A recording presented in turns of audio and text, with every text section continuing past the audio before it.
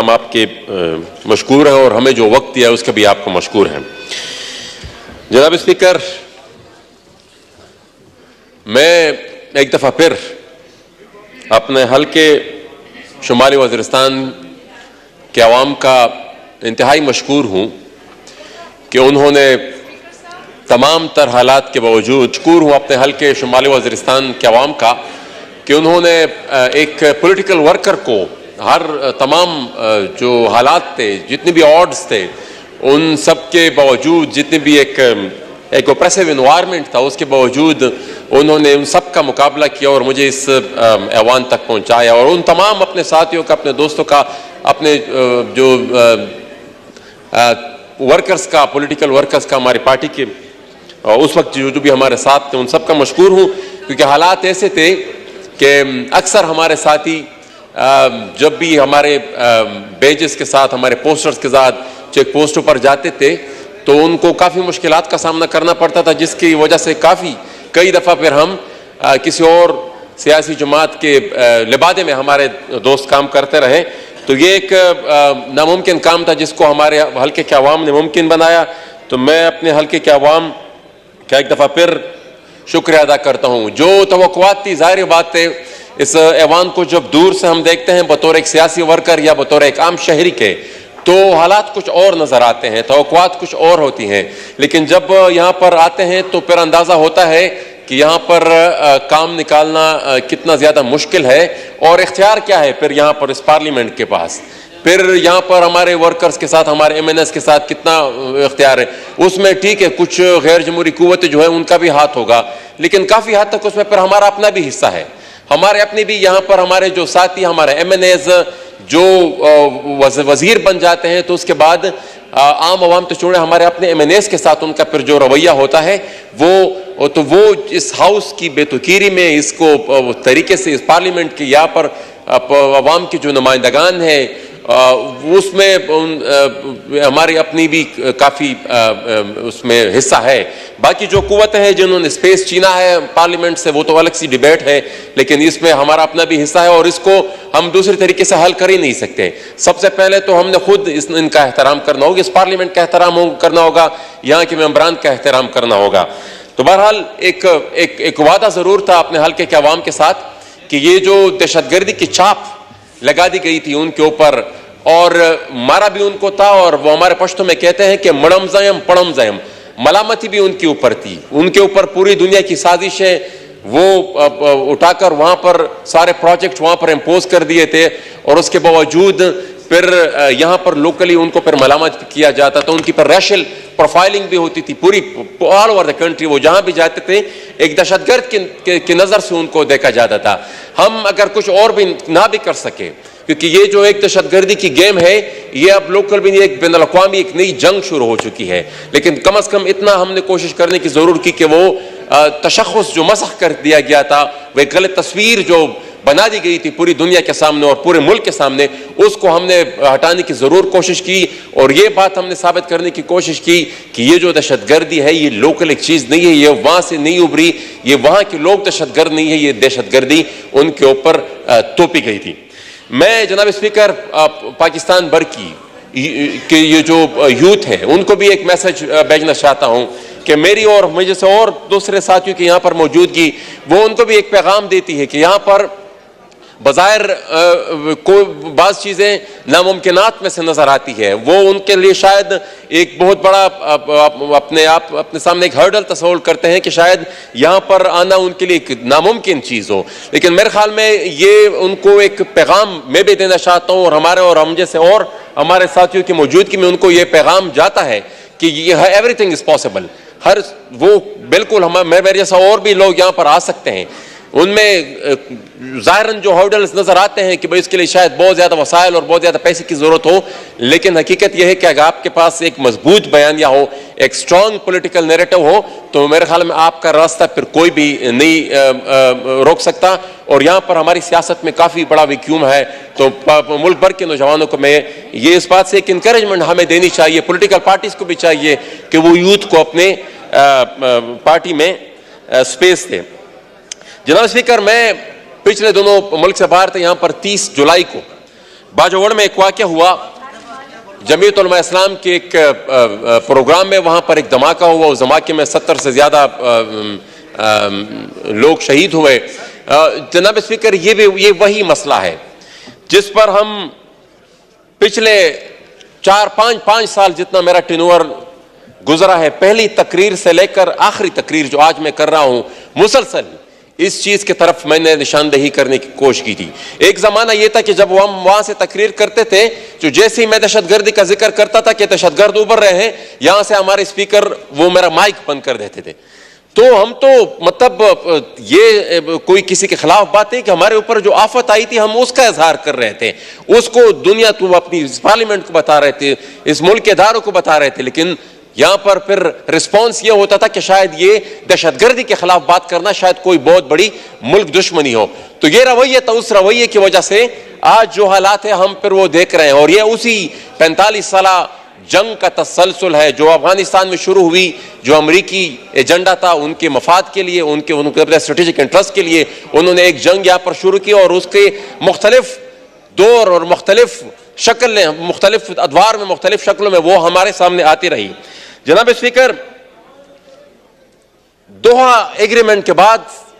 इस पूरे रीजन में एक नई जंग शुरू हो गई, एक नया ग्रेट गेम यहां पर इस पूरे खित्ते में शुरू हुआ। और दोहा डील के जरिए जिस तरीके से अफगानिस्तान की रियासत को डी रिकॉग्नाइज किया गया और डी रिकॉग्निशन के बाद फिर वहां पर अफगानिस्तान की जेलों में जो लोग कैद थे उनको छुड़वाया गया, और उसके बाद फिर जिस तरीके से तालिबान को मसलत किया गया अफगानिस्तान के ऊपर, और फिर उसी के तसलसल में उन पूरे तालिबान के साथ मुज़ाकरात की आड़ में उनको फिर बसाया गया अक्रॉस द खैबर पख्तूनख्वा और बलूचिस्तान, इन तमाम इलाकों में। ये उसी ग्रेट गेम का तसलसल था। हमारा मसला ये था कि बतौर रियासत हम इस पूरी गेम में फैसिलिटेटर रहे। दोहा एग्रीमेंट में भी हमने फैसिलिटेट किया इस तस्वुर के साथ, अफगानिस्तान के टेक ओवर में भी हमने फैसिलिटेट किया ये जो कॉन्सेप्ट था इसके साथ कि वहां पर अगर वो आएंगे तो यहां पर हमारी अपने लोगों की हुकूमत। और ये इसमें कोई दो राय नहीं है कि वो तमाम लोग जिन्होंने अफगानिस्तान में तालिबान के टेक ओवर को, मैं बार बार दोहराता हूं कि जिन ने भी अफगानिस्तान में तालिबान के टेक ओवर को सेलिब्रेट किया था वो सब इस दहशतगर्दी के में जिम्मेवार है, वो सब उसमें शामिल है। और ये जो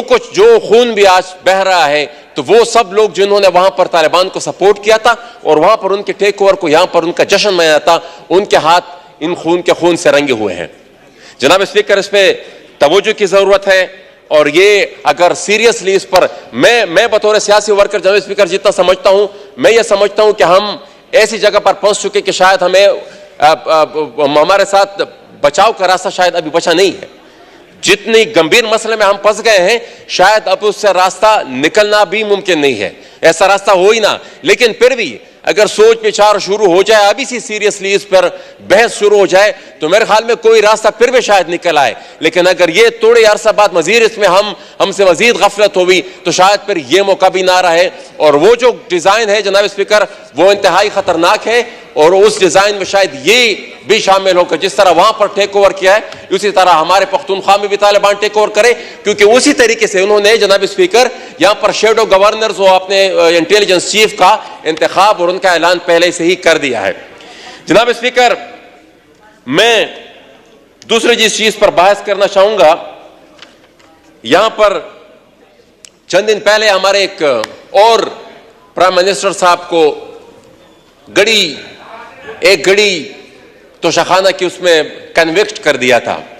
जनाब स्पीकर, बिल्कुल कानून होना चाहिए जो भी उसमें वायलेशन हो, लेकिन ये भी तो आप जरा सोचें, मैं उनके नजरियात से इंतहाई दर्जे हम पे जो उनकी हुकूमत में गुजरी मैं उसको बयान नहीं करना चाहता, ना उनके नजरियात को कोई जस्टिफाई करेगा, ना ही कोई कर सकता है, क्योंकि हम ये समझते हैं और हमें ये यकीन है कि उनको लॉन्च ही इसलिए किया था कि मिसाल पार्लियामेंट को बेतौकीर किया जाए, जमहूरियत को बेतौकीर किया जाए, यहां पर अखलाकी अकदार, सियासी अकदार को गिराया जाए। लेकिन ये सारी बहस एक तरफ रखकर भी अगर हम इस बात पर जरा सोचें कि यहां पर सिर्फ सियासतदान ही और इलेक्टेड जिस तरीके से भी हो, बहरहाल प्राइम मिनिस्टर ही सिविलियंस ही क्यों इस तरीके से टारगेट होते हैं। यहां पर हमने कभी जजेस का एहतसाब नहीं देखा, यहां पर जो हमने गद्दारी के मुकदमात में कन्विक्टेड जर्नल हैं उनका हमने कभी एहतसाब नहीं देखा, और हमारे प्राइम मिनिस्टर्स कभी एक गड़ी की जुर्म में वो उनको कन्विक्ट कर दिया जाता है, कभी उनको इकामा की जुर्म में कन्विक्ट कर दिया जाता है। तो मेरे ख्याल में इस पर हमने, हाँ वो भी एक हकीकत है कि खान साहब ने भी डायलॉग का रास्ता ही नहीं छोड़ा था और एक ऐसी एनवायरनमेंट बना दी थी कि मतलब, और ये बाय डिफॉल्ट पिछले 75 साल से हम एक ही गर्दिश में जनाब स्पीकर घूम रहे हैं। एक मार खाता है, फिर दूसरे बाकी सब तमाशा देख रहे होते हैं, फिर दूसरे को उठाते हैं, उसके जरिए दूसरे को पीटते हैं, फिर जब उसकी बारी आती है फिर दूसरे तमाशा देखते हैं। तो ये एक सर्कल में हम गुजरे, और शायद अब ये चुन दिन वो जेल में गुजारे तो उनको भी थोड़ी उनमें उनका इर्तिकाई अमल शायद उस हद तक पहुंच जाए कि वो बैठने के और डायलॉग के काबिल हो जाए, ताकि उसके बाद हम फिर आपस में बैठे। और कल भी इस पर बहस हुई थी, बिलावल भुट्टो साहब ने इस पर बात की थी कि एक updated version of charter of democracy की हमें जरूरत है। मुल्क भर की सियासी कुव्वतों को मिलकर उसमें बैठना होगा और उसका एक, थैंक यू जनाब स्पीकर मैं मेरा बिजनेस है, मैंने आपको टाइम दिया, जनाब स्पीकर मैं समेट रहा हूं, आखिरी बात मैं कर रहा हूं। मैं आखिरी दो बातें मैं जनाब स्पीकर इस पे करूंगा। एक तो असेंबली तहलील हो रही है और उस पर सेंसस पे भी मैं एक बात करूंगा, ये दो बातें सिर्फ रह गई है। जनाब स्पीकर, असेंबली, पहले तो मेरी अपनी बतौर सियासी वर्कर ये राय है कि ये असेंबली के डिसोल्यूशन और असेंबली को तोड़ना, ये मेरे ख्याल में मुख्तलिफ नई किस्म की रिवायात को हम जन्म दे रहे हैं जो कि मुनासिब नहीं है। अपना टाइम अगर हम पूरा करते और उसके बाद 2 महीने बाद इलेक्शन हो जाता तो अपनी ही नेचुरल फ्लो को इस पूरे प्रोसेस में छोड़ दिया जाता। लेकिन अब जब ये असेंबली डिसॉल्व हो रही है और डिसॉल्व होने के बाद जनाब स्पीकर ये फिर जो अचानक सीसीआई का फैसला आया और उसमें फिर नए सेंसस को कबूल किया गया, और सेंसस के बाद अब ये तासुर बल्कि हकीकत बन रहे हैं कि शायद इलेक्शन अब वक्त पे ना हो। मैं सिर्फ जनाब स्पीकर इतनी बात कहूंगा, यहाँ पर हमारी उम्र के मुताबिक यहाँ पर हमारे सियासतदान, हमारे मशरान बैठे हैं, उनकी सिर्फ सियासत है, आपका भी काफी तजुर्बा है, लेकिन बतौर एक सियासी वर्कर जनाब स्पीकर मैं ये कहता हूं कि अगर एक दफा ये ड्राइविंग सीट हमने अपने आप से लेकर किसी और को दे दी तो फिर फैसला वही करेंगे। ये फिर फैसला हमारे हाथ में नहीं होगा, ये फिर बात 3 महीने तक नहीं, ये फिर सालों तक भी चल सकती है। हमने ज़ियाउल हक का दौर भी हमारे साथ एक ऐसा प्रेसिडेंट मौजूद है। सेंसस पे जनाब स्पीकर मैं ये बात करूंगा कि लास्ट मीटिंग जो हुई थी हमारी एहसन इकबाल साहब की सरबराही में, उसमें जो सेंसस का डेटा हमें दिखाया गया था और ये जो कल सेंसस का ऐलान हुआ है उसमें आसमान और जमीन का फर्क है। जो हमें इनिशियल डेटा बताया गया था उसमें बलूचिस्तान की आबादी डबल हो गई थी और उसमें और भी सिंध में भी काफी इजाफा, खैबर पख्तूनख्वा में भी काफी इजाफा हुआ था। और हमारे साथ पर्सनली मेरे साथ तो ये वादा किया गया था कि जो भी IDPs थे उनको वहां पर काउंट किया जाएगा अपने डिस्ट्रिक्ट में, लेकिन उनको भी अपने डिस्ट्रिक्ट में उन्होंने काउंट नहीं किया। और बाकी भी सूबे में जितने भी सेंसस थे वो प्रॉपर वो वाले सेंसस रिजल्ट नहीं है जो हमें दिखाए गए थे। बलूचिस्तान की आबादी डबल हो गई थी, कल जो उन्होंने दिखाया है वो तो उन्होंने बैलेंस कर दिया, बिल्कुल 19-20 का फर्क है जो 2018 के सेंसस में, उसमें कोई फर्क नहीं है। और आखिरी बात जनाब स्पीकर मैं ये कहूंगा कि कल यहां पर सीक्रेट सर्विसेज एक्ट में तरमीम हुई, उससे बाद से पहले भी एक हफ्ते पूर्व यहां पर मुख्तलिफ किस्म की मुतनाज़ा लेजिस्लेशन हुई। जनाब स्पीकर मैं ये कहना चाहूंगा कि ये जो सीक्रेट सर्विसेज एक्ट ये इतना खतरनाक है, कल ये अक्रॉस द बोर्ड तमाम सियासी वर्कर्स पे अप्लाई होगा। हमें इदरीस खट्टक का केस याद है जनाब स्पीकर, हमने उस वक्त